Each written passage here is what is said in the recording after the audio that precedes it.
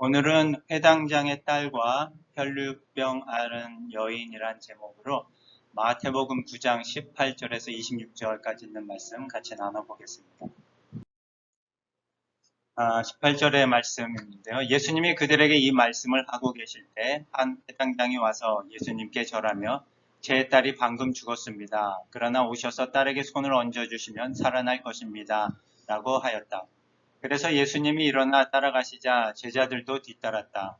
바로 그때 12년 동안 피를 흘리며 앓던 한 여자가 예수님의 뒤에서 옷자락을 만졌다. 그 여자는 예수님의 옷만 만져도 자기 병이 나을 것이라고 생각하였다. 예수님이 몸을 돌이켜 그 여자를 보시고 따라 용기를 내어라 내 믿음이 너를 낫게 하였다 하시자 바로 그 순간에 병이 나았다. 예수님은 회당장의 집에 들어가 피리 붓는 사람들과 웅성거리는 사람들을 보시고 물러가거라 그 소녀는 죽은 것이 아니라 자고 있다 하고 말씀하셨다. 그러자 사람들은 모두 비웃었다.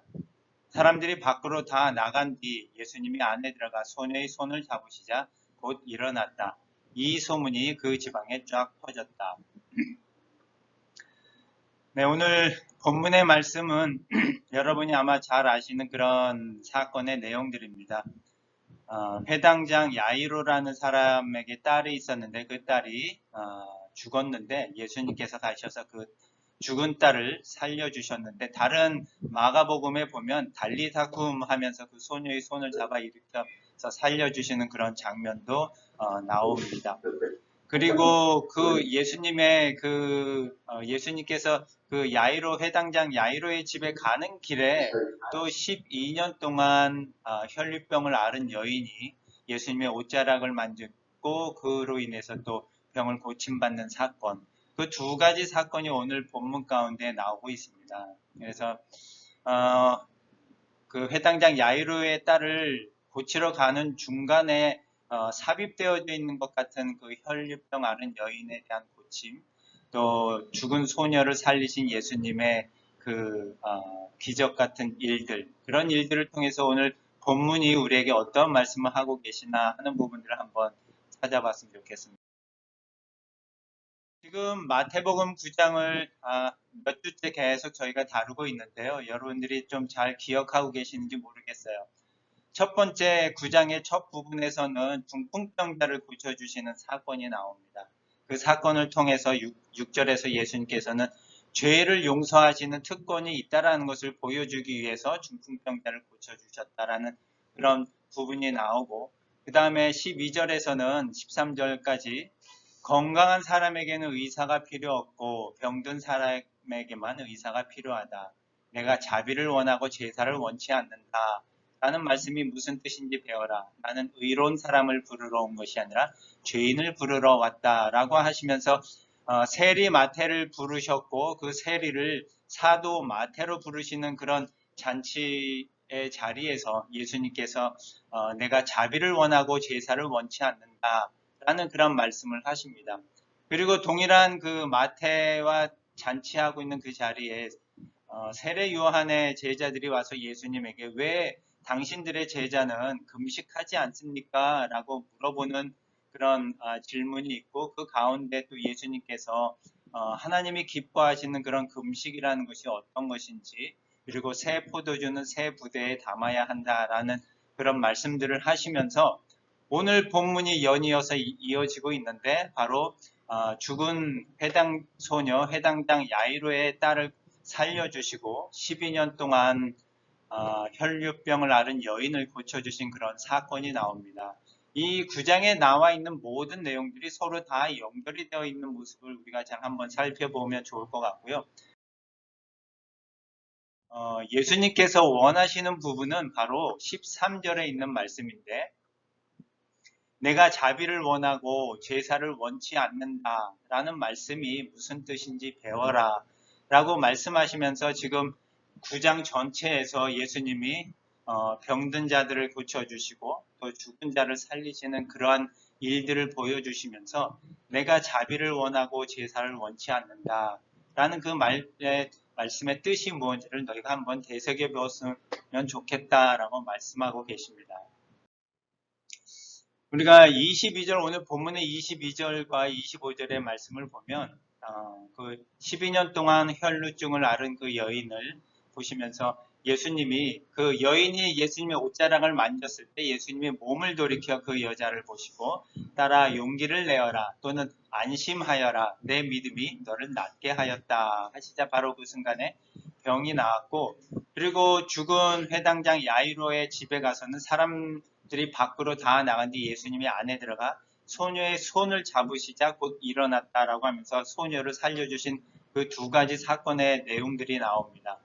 예수님이 굳이 오랜 동안 그런 병으로 고통을 앓은 여인을 그 고통과 아픔 속에서 자유롭게 해주시고 해방시켜 주시고 또 죽음의 사망의 그 굴레에 잡혀 있던 그 소녀를 사망으로부터 해방시키고 자유케 해주신 그 일을 보여주신 데에는 다 자비를 하나님께서는 원하시고 제사를 원치 않는다라고 하는 그 뜻을 말씀을 우리에게 가르치고자 하시는 그런 모습이 담겨져 있음을 우리가 봤으면 좋겠습니다. 또 한 가지 한번 볼 내용들은 지금 20절에 보면 바로 그때 12년 동안 피를 흘리며 앓던 한 여자가 예수님에 대해서 옷자락을 만졌다라고 하면서 그 혈루병을 앓은 여인이 12년 동안이라고 특별하게 그 기간을 적어 놓고 있는 부분을 우리가 알 수 있습니다. 그리고 오늘 마태복음에서는 기록되어 있지 않지만 동일한 내용을 기록하고 있는 마가복음에 보면 그 죽은 소녀가 몇 살인지를 기록하고 있어요. 그러자 소녀는 곧 일어나서 걸었다. 소녀의 나이는 12살이었다. 그리고 오늘 마태복음 9장을 이어서 이제 이어지는 마태복음 10장에는 어떠한 기록이 있냐면 예수님께서 12제자를 부르시고 그들에게 권능을 주시는 그런 기록이 이어져 나옵니다. 그래서 사실 그 혈루병을 앓은 여인이 몇 년 동안 병을 앓았는지를 특별하게 12년이라고 명시해 놓는 것이 뭐 그렇게 중요할까라는 생각을 우리가 해볼 수도 있고 그리고 소녀의 나이가 12살인 게 뭐가 그렇게 중요할까라는 부분도 한번 생각해 볼 수 있고 연이어서 12제자를 부르신 예수님의 그런 기록을 보면서 12라고 하는 숫자에 좀 이렇게 강조를 두고 있는 모습을 우리가 많이 볼 수 있습니다.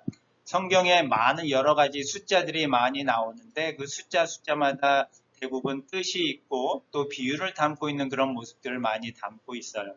근데 오늘 본문 가운데는 이 12라고 하는 숫자를 좀 의도적으로 많이 나타내고 있다는 점에서 그 부분도 우리가 한번 생각해 보면 좋겠다라는 생각해 봤습니다. 12, 10이라는 숫자를 우리가 생각해 본다면 한 가지 또 떠오르는 것이 12지파입니다.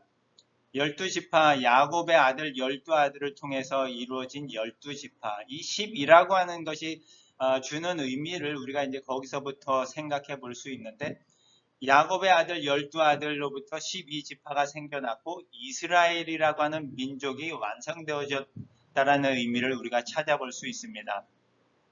그래서 그런 의미에서 12가 완성이라는 의미를 담고 있구나라는 것을 우리가 생각해 볼 수 있고 그 다음에 12제자를 통해서 예수님께서 예수님의 그 제자들을 통해서 교회를 세우시고 그런 하나님의 믿는 자들의 모임이 교회가 완성되었다라는 의미로 또 우리가 12제자의 12를 생각해 볼 수 있고요.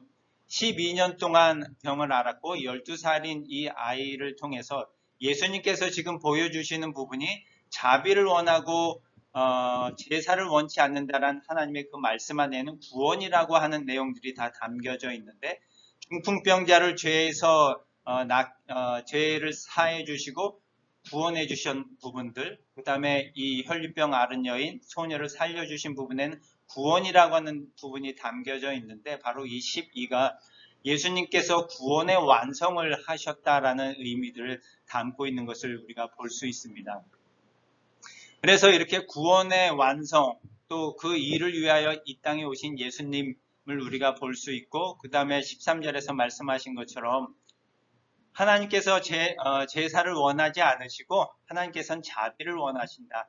이 자비라는 말은 여러 가지로 해석이 될 수 있는데요. 자비 또는 사랑, 긍휼 이런 식으로 해석이 되어져 있을 수 있는데 이 13절의 말씀을 제가 좀 지난 한 주 동안 깊이 깨달을 수 있는 일들이 좀 저에게 있었어요. 그래서 하나님께서 참 사랑을 원하시고 사랑 때문에 이 땅에 오셨구나 하는 일들을 우리가 좀 깨달을 수 있는 일들이 있었습니다.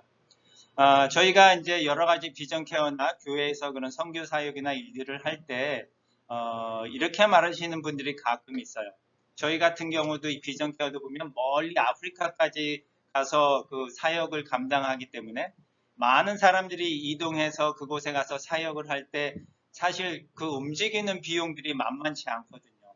그래서 어떤 혹자 사람들은 굳이 그렇게 많은 사람들이 큰 비용을 들여서 갈 일이 뭐가 있느냐. 차라리 그 비용을 그냥 그곳에 주면 얼마나 더 효과적으로 그 사람들이 좋아하고 일할 수 있겠느냐. 그래서 그 많은 사람들이 가는 그 비용 자체가 비효율적이거나 좀 아깝다라고 얘기하시는 분들이 있는데, 그런데도 불구하고 우리가 가서 그곳에서 일을 하고 그곳에서 사역을 하는 것에 대한 중요성을 한번 깨달은 그런 일들이 있었습니다.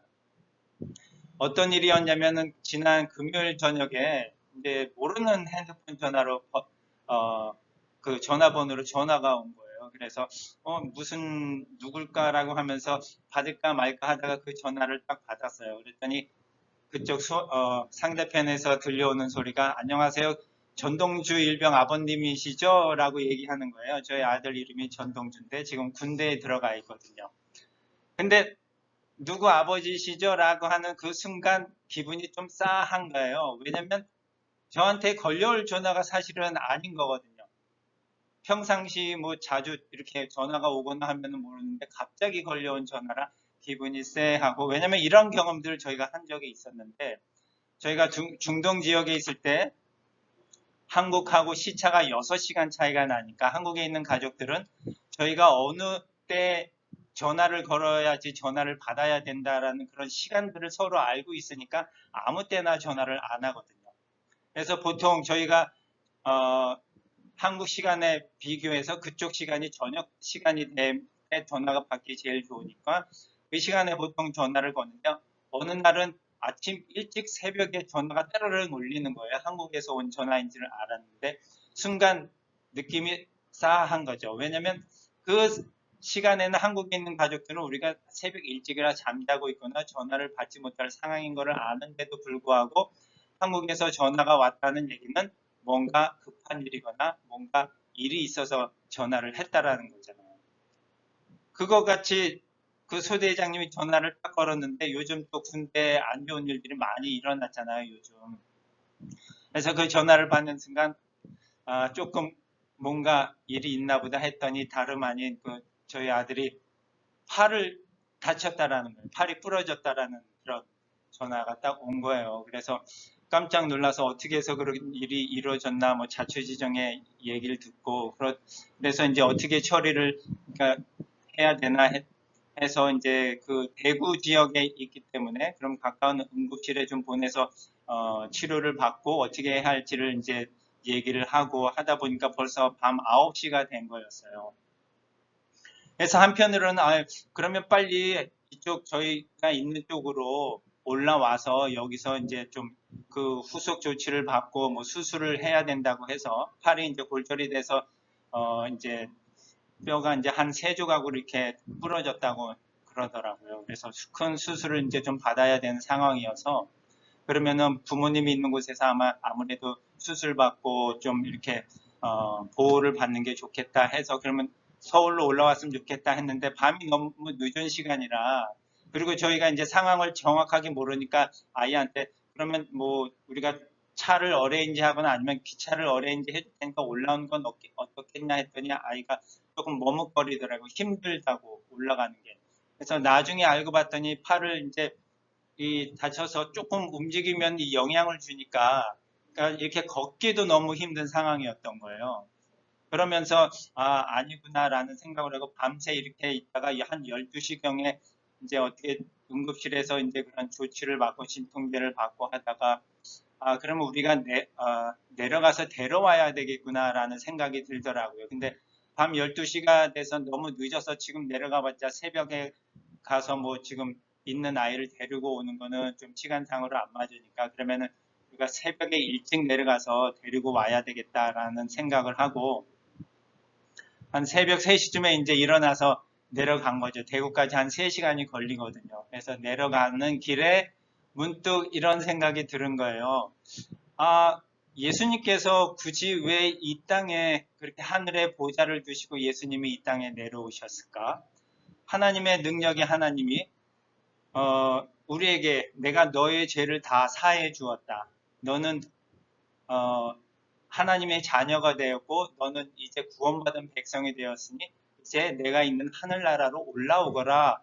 라고 하나님께서 그렇게 분명히 말씀하실 수도 있고 그러면 우리는 그냥 하나님의 자녀가 되고 구원받은 백성으로 하나님 나라에 올라가면 되는데 하나님께서 왜 굳이 예수님을 이 땅에 보내셔서 그 고통받게 하시고 십자가의 그 고통의 순간을 지나가게 하시고 우리를 구원하러 오셨을까 하는 그 마음이 고스란히 전달되면서 느껴지는 거예요. 그러면서 굳이 저희도 부모로서 그 아이가 그냥 편하게 우리 만약에 부모의 입장으로 거기 내려갔다 또 올라오면은 올라오는 게 뭐 한 왕복 6시간에 이르는 그런 긴 시간이 걸리니까 부모의 입장으로 그냥 편리하게 생각한다면 그냥 차를 타고 올라오거라라고 하는 뭐 그런 것들을 말할 수 있을 텐데도 불구하고 그냥 그 아픔 가운데 있는 아이와 그 얼마나 힘든 가운데 있는 그 상황이 느껴지니까 그걸 가서 보고 함께하고 그 상황을 함께 나누고자 하는 그런 마음들이 더 크니까 내려가는 그 길이 전혀 힘들지 않고 가서 그 아이의 아픔을 좀 이렇게 같이 나누고 함께하고 그리고 부모로서 아이에 대한 사랑을 확인하는 그런 시간을 갖고 올라오는 길에 이제 그 내용을 아이한테 얘기했더니 아이가 만약에 자기를 혼자 올라오라 그랬으면은 자기가 아마 혼자 올라가면서 서러워서 아마 울었을 것 같다고 그런 얘기를 하는 거예요. 그러면서 예수님께서 이 땅에 진짜 내려오신 것은 우리가 진짜 얼마나 힘들고 구제불능이고 죄인된 몸이들을 이제 예수님께서 아시니까 우리를 위로하러 오시고 우리를 죄 가운데서 구원하러 오시고 우리를 병 가운데서 죽음 가운데서 있는 우리를 구원하러 오시려고 예수님께서 진짜 이 땅에 오셨구나 하면서 그러한 예수님의 사랑이 느껴지는 그런 시간들을 보면서 예수님께서 왜 하나님은 궁율과 자비와 사랑을 원하시지 제사를 원하지 않으시는구나라는 그런 말씀이 이해가 되면서 그래서 예수님께서 이 땅에 오셔서 우리를 위해서 십자가의 그런 힘든 일들을 다 감당하셨구나 하는 생각이 딱 들었습니다.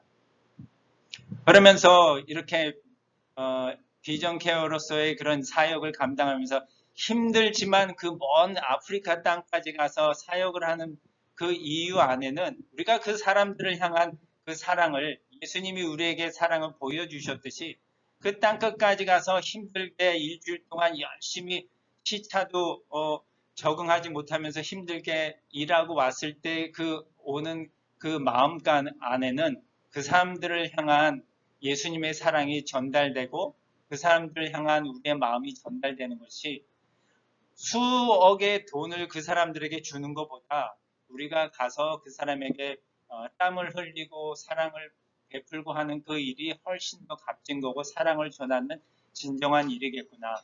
궁유를 원하시고 사랑을 원하시는 하나님의 그 말씀이 무엇인지를 우리가 진정 그러한 일들을 통해서 배우는 것이구나라는 것을 깨달았습니다. 그래서 이렇게 말씀 가운데 하나님은 우리에게 말씀을 전해주시면서 그럼 오늘 읽은 말씀을 통해서 나는 무엇을 적용할까라고 늘 큐티에 이제 너무 우리가 습관이 젖어서 오늘의 말씀을 읽고 난 뭘 적용하지라고 우리가 항상 고민하는데 그럴 것이 아니라 오늘 본문 가운데 나타나신 하나님이 누구신지 우리가 하나님을 알아가고 하나님을 더 어떤 분이신지 애쓰고 살아갈 때 우리 가운데 하나님의 사랑이 느껴지고 또 그것을 알아가는 그런 순간들이 되지 않을까 합니다. 그래서 우리에게 주어진 그 말씀 안에서 그 말씀을 묵상하며 늘 하나님은 누구신지 하나님이 어떤 분이신지를 알아가고 살아갈 때 그 하나님이 우리를 향한 사랑이 얼마나 크고 위대한지를 우리가 깨달아갈 수 있을 것 같습니다. 그래서 이 한 주간 그런 하나님의 사랑을 깨닫고 고백하고 나누고 감사하는 그런 귀한 시간들이 되었으면 좋겠습니다. 기도하시겠습니다. 하나님 아버지, 우리에게 하신 말씀 가운데 하나님께서는 자비를 원하지 제사를 원하지 않는다라는 말씀을 우리가 배워서 알기를 원합니다. 이 땅에 내려오신 예수 그리스도의 그 사랑과 은혜와 그 크신 마음을 우리가 깨닫고 또 가슴 벅차게 그 사랑을 증거하고 나누며 살아가는 저희 모두가 될 수 있도록 하나님 인도하여 주시옵소서. 감사하고 예수님 이름으로 기도드립니다. 아멘. 아멘. 네, 감사합니다. 감사합니다. 한 주간 또 귀한 시간들 되십시오. 감사합니다. 감사합니다.